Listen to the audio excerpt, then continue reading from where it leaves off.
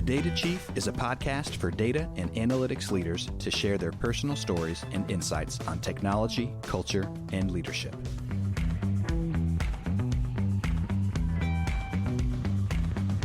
Welcome to The Data Chief. Welcome to The Data Chief. I'm your host, Cindi Howson. Get ready to explore the high-stakes world of finance, where data is not just a tool, it's the lifeblood. We're going inside one of Australia's most dynamic financial institutions, Macquarie Bank. Ever wonder how a financial powerhouse navigates digital change while also keeping risk at bay and keeping customers happy? Today, we've got the inside track. Ashwin Sinha, the Chief Data Officer of Macquarie Bank, is a driving force behind the bank's data and AI strategy. We'll unpack Macquarie's ambitious data journey, explore how they're unleashing the disruptive power of AI, and decode the radical transformation of the data analyst role. Ashwin, welcome to the Data Chief. Thank you, Cindi. Thanks for having me here. The Data Chief is brought to you by ThoughtSpot, the AI-native intelligence platform. Anyone can leverage natural language search and generative AI to explore any data, ask any question, and uncover actionable insights faster. Learn why industry leaders like NVIDIA, Hilton, Capital One, and Huel rely on ThoughtSpot to drive their business on data. Experience the future of intelligence at ThoughtSpot.com. It's so nice to see you again. It was great to see you in person in the fall in Sydney, overlooking Sydney Harbor.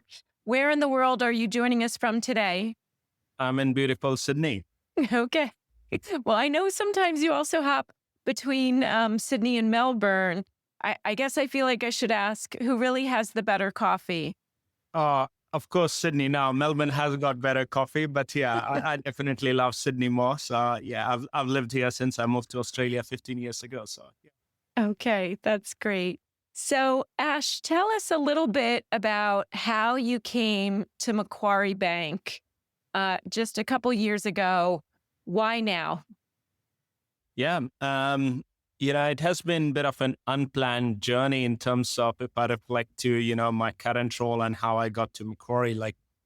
My early stages of career were very focused on data engineering and data transformation roles. And a lot of it, I was very fortunate to work on very big data transformation projects. And those ranged across a variety of topics, from big data warehouses to data migration projects, to creation of operational data stores, and over time to data lakes and all of that. So that gave me a really good grounding in terms of a lot of data engineering style practices. Then I spent a few years in management consulting, which kind of polished me from a storytelling perspective, as well as understanding the connect of data at more senior levels of leadership and board and executive committee and all that. And I was always curious about business education. So that kind of gave me another perspective on application of data. And at Macquarie, I came here 7 years, 2017, towards end of 2017 to do data strategy for Macquarie Bank. And subsequently, I've been here since pretty much 2018 to help implement and execute on that data strategy, which has been a super exciting journey, along with an amazing team. Yeah, and it has been an amazing journey that I've got to watch a little bit from the outside. Digital transformation is complex, but I would say it's maybe even more complex or riskier in financial services. Can you elaborate a little bit on that? Yeah, for us, there are a number of key decisions which kind of enable us in terms of being successful on our digital transformation journey. And look, these things do not ever finish. They keep going and you go to the next evolution. But for us, just for everyone, we are a digital-only bank based in Australia. So we primarily look after Australian customers and Australian businesses. cloud native. We have tried building most of our capability on cloud or migrated and transitioned everything to cloud over time. And there are three key sort of areas which have guided us in terms of our digital transformation journey. So the first one was just obsessing over customer and customer experience and really making sure that our customers were having the best digital experience and customer experience broadly. So that has been a huge focus for us. Second one has been around turnaround time. We wanted to make sure that we were responsive to our customers and to our intermediary partners in terms of turnaround time with respect to their lending needs or their broader business needs as well. So that has been a huge focus as we have gone on this digital transformation. And then finally, as we do this, we want it to be immensely reliable, like a big tech company, just making sure that our technology always worked, our digital interfaces always worked. So when people were using our internet banking, mobile banking, business banking, or advisor online applications, these were always up and working reliably for our customers. So those have been sort of the key focus areas in terms of just making sure that we had very clear focus in certain areas. And of course, a broader organizational alignment on this digital transformation. So everybody really got that we were digitally native, cloud native, and we were broadly trying to align to priorities which focused on those three things. Right. Thank you for sharing that, Ash. And I think, so I like the way you combined both the tech, but also the business value, like turnaround time. So for those not in financial services, I think you mean like days loan processing, or if somebody applies for a credit card, how quickly are they issued that? Did I understand that correctly? Yeah, absolutely. We did not want our consumers to go and decide to purchase a property and then they are waiting for weeks to get their lending application approved. We wanted that to be very quick so that we can fulfill their lending needs. And they can go and get the property which they were interested in buying or the home which they were interested in buying. Yeah. Yeah, thank you. And you mentioned moving to the cloud. According to public records, Macquarie is about 97% in the cloud. How has that transformation happened? Because a lot of large banks are still on premises. They're still figuring out their data cloud journey. What were some of the steps you took, or why was it maybe easier for a digital bank? Yeah, we were early in this journey in terms of starting on it. So we started on it probably 2014, 15, as early as that in terms of just thinking about it. And then in terms of execution, that started 2017, 18. And so it has been 7 years journey roughly in terms of getting to that 97% completion. And that has been a lot of strong focus organizationally.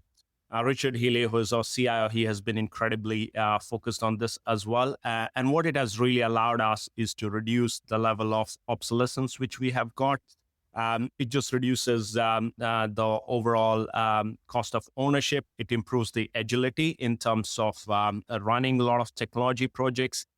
We spoke about reliability. It has allowed us to become incredibly reliable across a number of platforms because just the technology works most of the time. And for me, like what has been exciting is it has allowed use of a whole range of services which are much more quickly available in cloud. And we use some of these as early as when they are in beta version, and we test out some of those capabilities. And then we are able to scale those as those become generally available. So that has been sort of some of the key usage in terms of cloud. And the productivity gain, which it has given us broadly across the engineering and technology team, has been huge for us. But yeah, starting very early, being very focused, and broader alignment across the digital, data, and technology teams has been immense on this one. Yeah, so that all sounds like all the good news. Who doesn't want agility? No more obsolescence. You even said lower cost of ownership. And I'm thinking of some listeners who might say, yeah, but I read that headline. I got an unexpected cloud bill. It's more expensive. It's harder to manage. What would you say to them? Yeah, I've heard those stories too, and we did not focus as much on the total cost of ownership, I should say. But in terms of broad of if for people who have been in technology or have worked on on-prem infrastructure, you would understand that getting all the patches applied, upgrades done, moving from one version to other version, all of those are quite expensive. And plus, then you have got an entire team which is totally focused just on infrastructure rather than engineering or client outcomes. So that has been one of the key shifts. I think with cloud, one of the other things which our cloud engineering team does really well is continuous monitoring in terms of how we are going on each of the services, how we are using the consumption, as well as for environments which should not be, especially non-prod environments which should not be running over weekend. We optimize that. So a lot of optimization on cloud is very important in terms of managing that cost.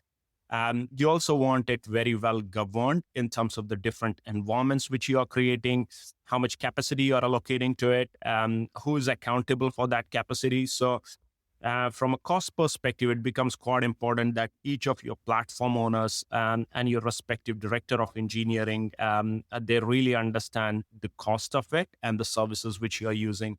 From time to time, we do have cases where we end up using some services, some especially new services, over the capacity, and it's not optimized the way it has been coded or the way it has been built. And then we are very good in monitoring it and then going back and changing it to really optimize the usage over longer term. So those are key in terms of managing the cloud cost, but it's a huge differentiator in terms of if you think about agility, reliability, ability to get onto new services. Those are far bigger benefits than just focusing on the cost of ownership.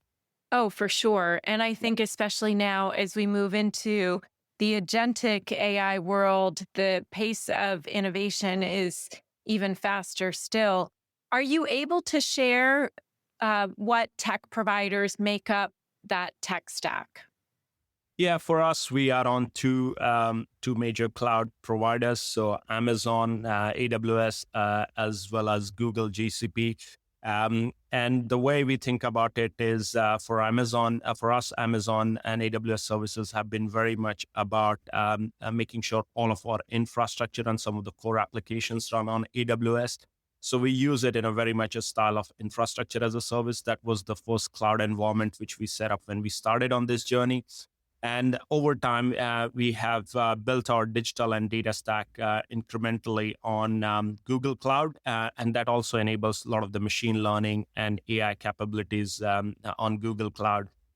For us, it has been, fascinating in terms of how it has evolved because, last year when everyone was trying to think through how to set up their Gen AI capability, we were able to get it up and running very quickly on Google Cloud with Vertex AI and all the Gemini models, and over time with Model Garden on a lot of Anthropic models and open source models.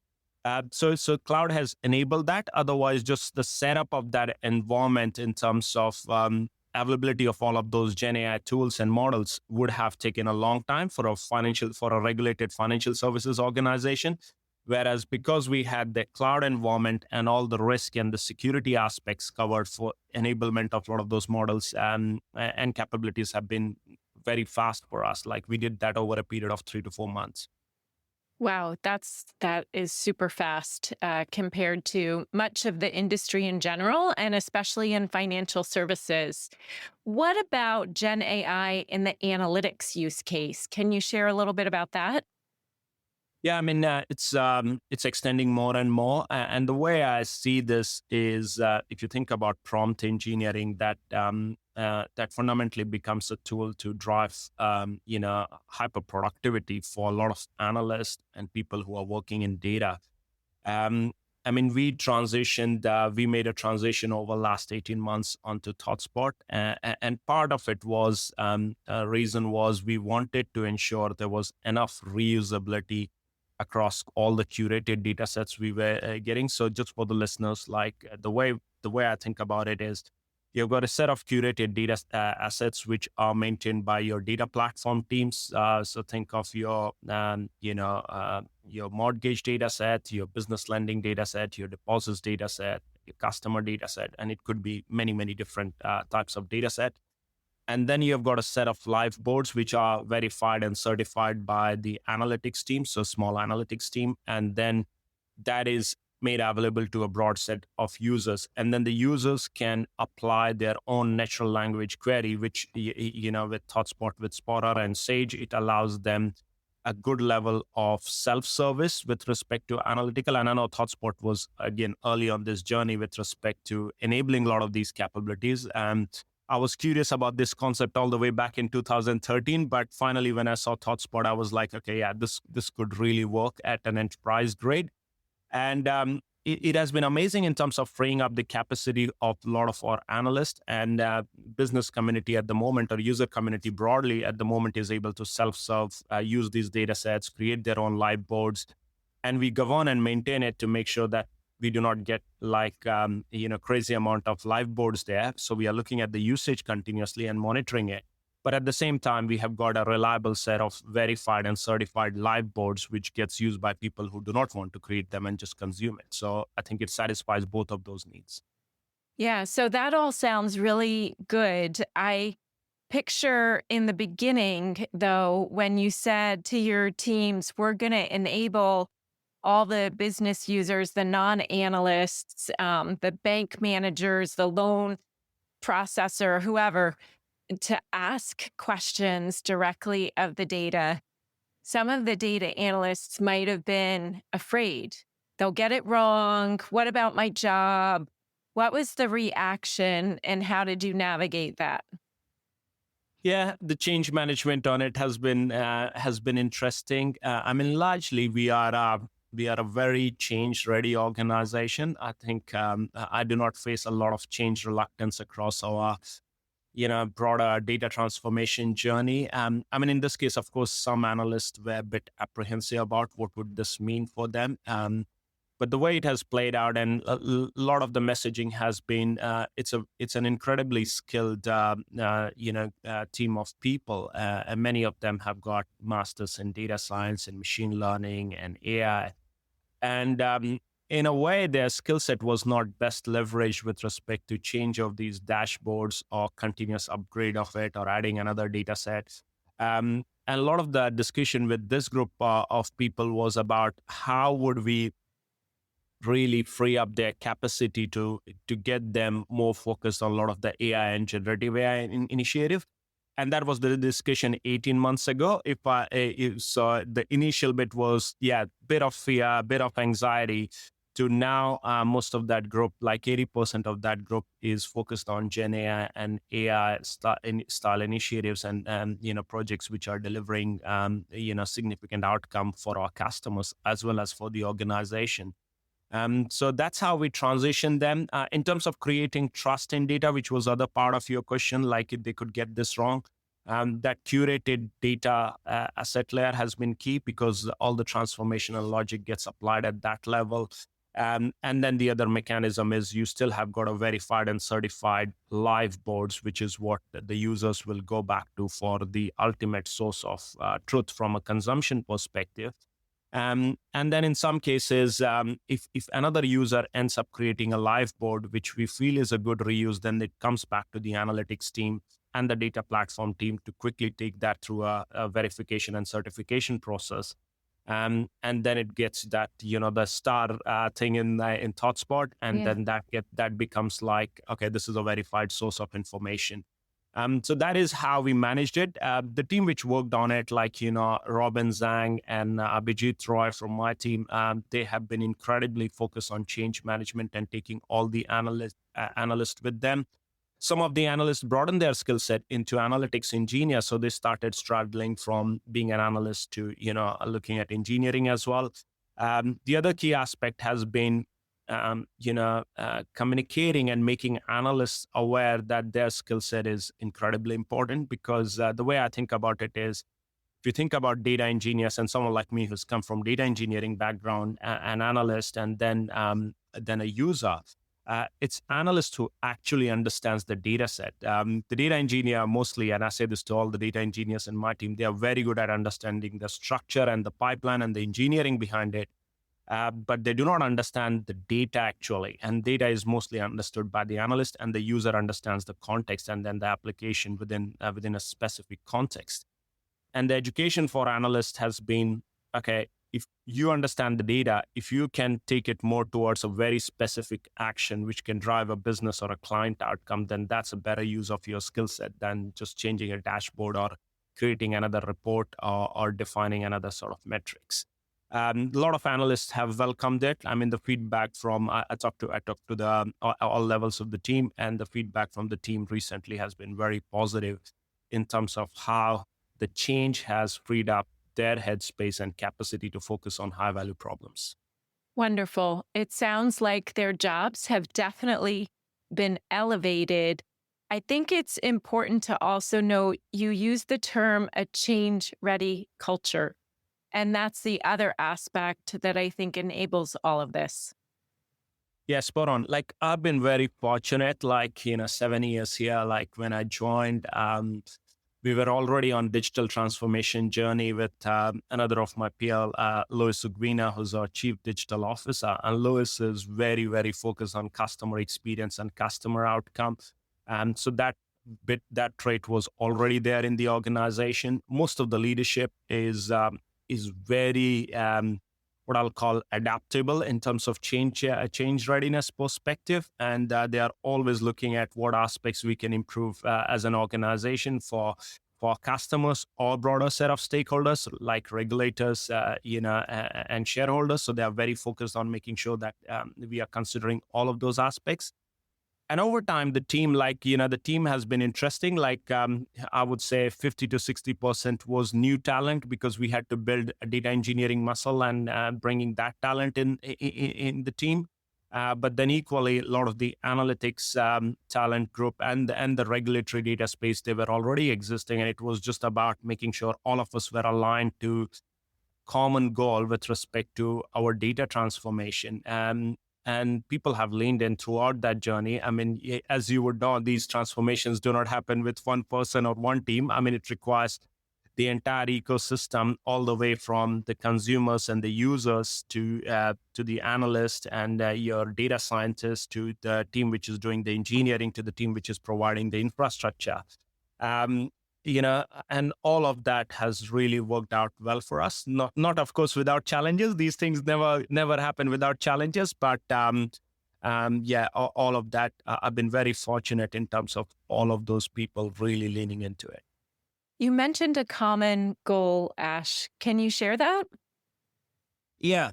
I mean, it changes. Again, it evolves is different set of goals now compared to what we had 5 years ago or 6 years ago. I mean, at that point in time, if I just go back to that state, we had 8 different data platforms on-prem, and we had a range of data quality issues, timeliness issues, sometimes consistency issues. And we wanted to get to a better state in terms of where we wanted to get to. And we drove it by, we wanted to be very simple in terms of our data landscape. So simplification was a huge focus. So getting from 8 data warehouses, data platforms onto a single data platform, which was cloud-based, that was a key goal for us, or common goal for us. Second one was making sure that we covered all aspects of data risk comprehensively in terms of looking at data quality and making sure we had appropriate level of data ownership defined at senior level within the organization. If you think of it from a data governance perspective, we had all our critical data elements under governance, and we had a process to regularly monitor and measure the effectiveness of it. So we defined that. And finally, we were we wanted to be very targeted on where we were making good commercial use of data with respect to driving better client outcomes or business outcomes or regulatory outcomes. So those were the 3 common goals which we defined at that point in time. And then over the years, we have progressed on it. Largely those goals do not change because the way we think about our prioritization is, okay, what is the client outcome the specific initiative is going to drive, or what is the specific regulatory or good risk management outcome which we are going to drive for the organization.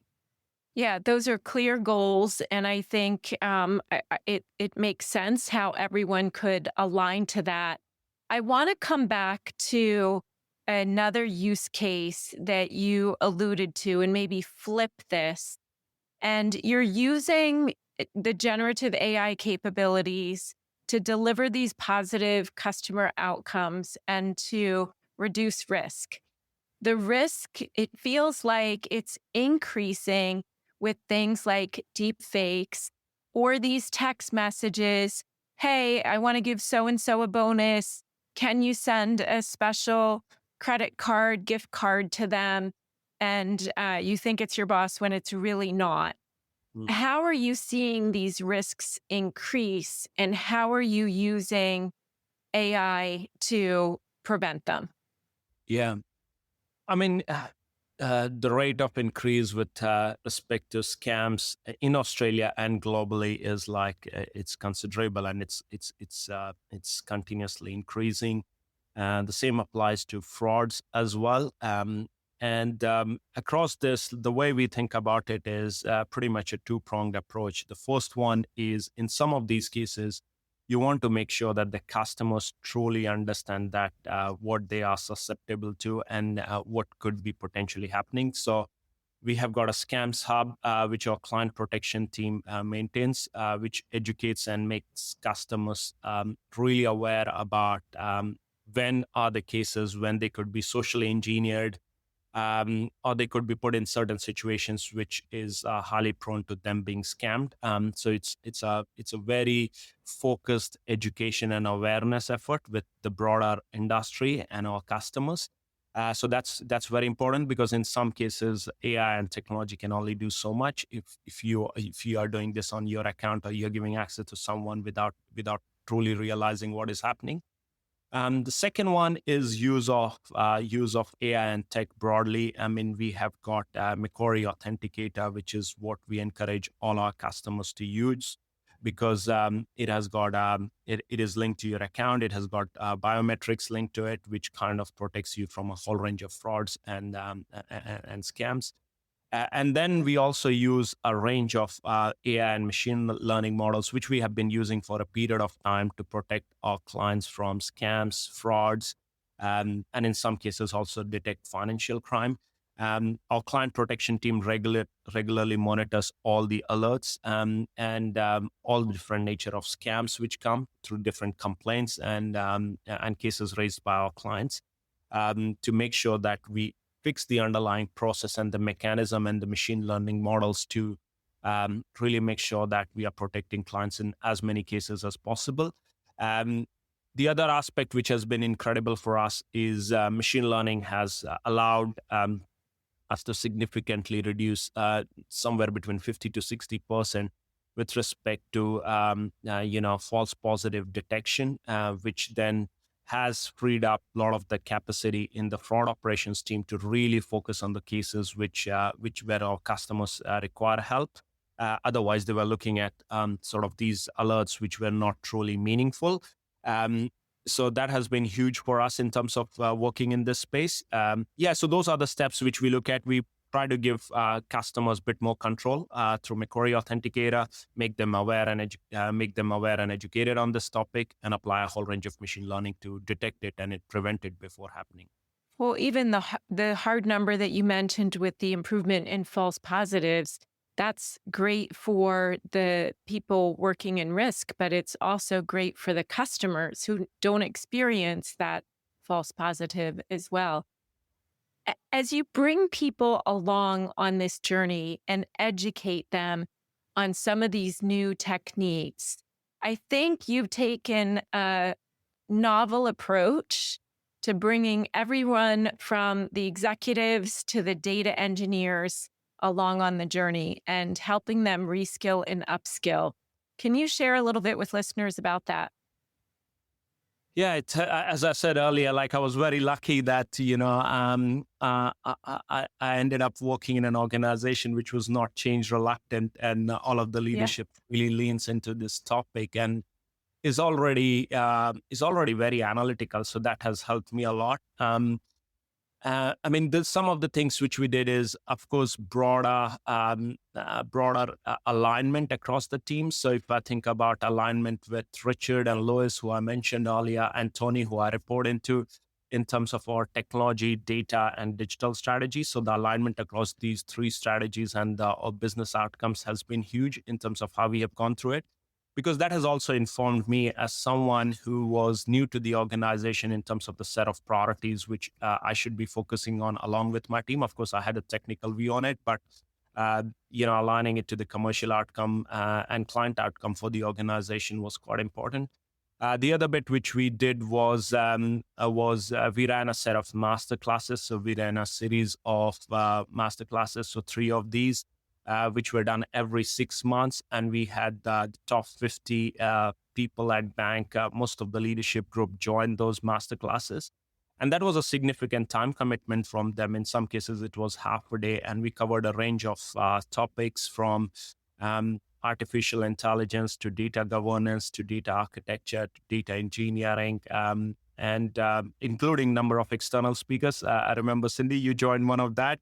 In terms of covering about all the emerging trends in data and analytics at that point in time, which was incredibly helpful. And people were very present and very attentive in those sessions, and they got a lot out of it. And we continue to do that on specific topics. We ran one last year on prompt engineering, which again had very senior group of people leaning in, and then making it available to the broader staff as well. Because sometimes there is only so much you can do in a in-room, in-person scenario. But now with tools like, you could record it and make it available, like Zoom recording and all of that, we make it available to broader staff and they look at it. And they go through that content as well. So that has been huge in terms of getting everyone aligned on this journey.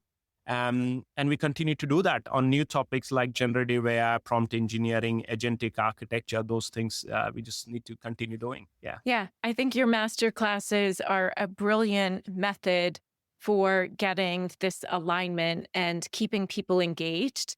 And I felt very honored, of course, to be able to partner with you on this. But I have to push back. I am picturing so many CDAOs saying to their executive leadership team, we're going to do a masterclass on prompt engineering. And they'd be like, what? Why do I need that? Let's leave that to the coders. You feel very differently about this. Tell us a little bit why. Yeah, I mean, prompt engineering, even though it has got engineering in it, it's like, I see that as a general purpose technology. It's a bit like we have just got access to a super powerful search with a lot more analytical and reasoning capability. That's how I think of usage of any of the foundational or large language models for, general population who are not in engineering or technical roles. And it could drive, the way I see it is, for anyone, whether they are in business roles, sales and distribution role, finance, marketing, any of those functions, use of prompt engineering just enables next level of productivity for them, whether they are summarizing a document, want to extract something out of it, want to create something new, want to just understand a new concept. And then with multi-agent, what happens is you can create those as discrete set of agents which are performing a set of tasks and driving further productivity in your team. And a bit like the ThoughtSpot point, which I said, that which has freed up the analyst headspace, it frees up the headspace of a lot of people to do much more high-value tasks. Because there is always a big backlog in most of the big organizations, which you cannot get done just because you do not have enough capacity. You cannot prioritize them. You cannot execute fast enough. And so what prompt engineering and Gen AI broadly does, it just takes away a lot of the low value tasks, which you could just use AI and machine learning to just do that for you. it is now available in hands of everyone. It's not just limited to data scientists who really understand the algorithms and can build a sophisticated model to do it. You don't need that. Anyone can write a good prompt. It's all in simple English, and anyone who is logical and analytical can write it and make use of it. The other part of your question, Cindi, was also like, how does it work with the stakeholders? I mean, I think, again, I would say I'm fortunate about it that at the set of people I work with, they really listen to these trends in a good level of detail. And sometimes it takes more time and sometimes it takes less, but then you have to give good working examples on this is where you can apply and really demonstrate it with one of the experiments or POCs or pilot, whatever you decide to call that. But you need to show a working example and show the uplift which you're getting rather than something which is purely conceptual and just on a PowerPoint or a Confluence or whatever mechanism you're using. So that is very important. I mean, just in this new age, ability for people to have a good change mindset and ability to continuously learn and adapt is going to be so important. And I think that is one of the things which a lot of data and analytics leader broadly in their organization can just push and champion within their organizations. And generative AI is kind of in very early stages, I would say, of where it would take a lot of organizations from a productivity perspective. For sure. So it sounds like you're thinking of prompt engineering not as a new technical skill, but really a new business and life skill. Yeah. Absolutely. Like, this is by no means limited to data team or data science team or engineering team. This is for all users. It's like everybody can use internet, everybody can use computers, everybody can use spreadsheet or Word documents. Everybody can do search. Similarly, everybody should be able to do prompt engineering. Yeah, I agree. Ash, I feel like we could go on about some of this, but let's do a hard pivot to some lighter lightning round questions. What is a fun fact about you that most people at Macquarie might not know? Yeah, I mean, most of people at Macquarie would not know that I love adventure sports. I've done a lot of it when I was younger. I've become more cautious with my 9-year-old son, and I kind of limited, but I still love it. Like jumping off plane, doing rock climbing, doing diving, underwater, like scuba diving, mountain biking. I would just love to do all of that crazy stuff in terms of adventure sports. I really enjoy it. That's something which a lot of people would not know about me. Oh, so jumping out of planes. Wow. How about your favorite diving spot that you've been on? I have done this dive a couple of times. This was in Bali. There is a World War II shipwreck in a place called Tulamben. I've done it a few times, and what I enjoy about it is like you don't go on a boat and then you literally walk from the beach, and then there is a cliff, and then you go down. And you can dive inside the shipwreck, and it has got beautiful coral and a lot of life, which is amazing. It is amazing. How about, besides data and AI, something else that you're super passionate about?